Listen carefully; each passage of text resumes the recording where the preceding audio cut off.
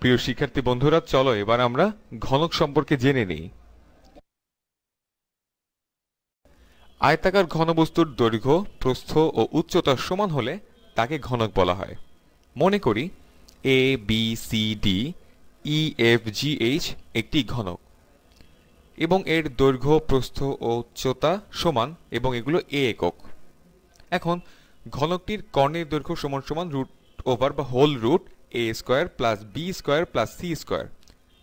এটি আমরা আয়তাকার ঘনবস্তুর কর্ণের দৈর্ঘ্যের সূত্র থেকে পেয়েছি, কিন্তু এটি ঘনক বলে এর দৈর্ঘ্য, প্রস্থ, উচ্চতা সমান, তাই আমরা হোল রুট 3a স্কোয়ার বলতে পারি এবং এর পরবর্তী লাইন আমরা বলতে পারি রুট ওভার 3a।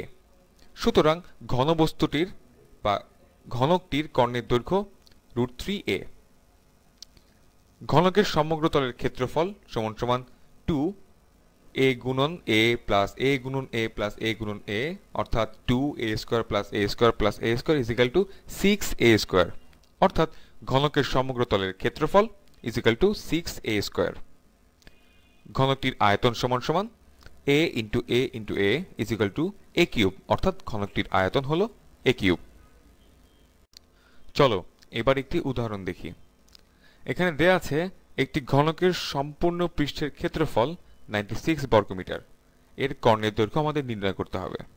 মনে করি ঘনকটির ধার a, সুতরাং এর সম্পূর্ণ পৃষ্ঠের ক্ষেত্রফল হবে 6a স্কোয়ার এবং কর্ণের দৈর্ঘ্য হবে রুট 3a। তাই প্রশ্নানুসারে 6a square is equal two 96, অর্থাৎ সমগ্র পৃষ্ঠের ক্ষেত্রফল হবে 96, বা a square is equal two 16। সুতরাং a ইজ ইকাল টু 4।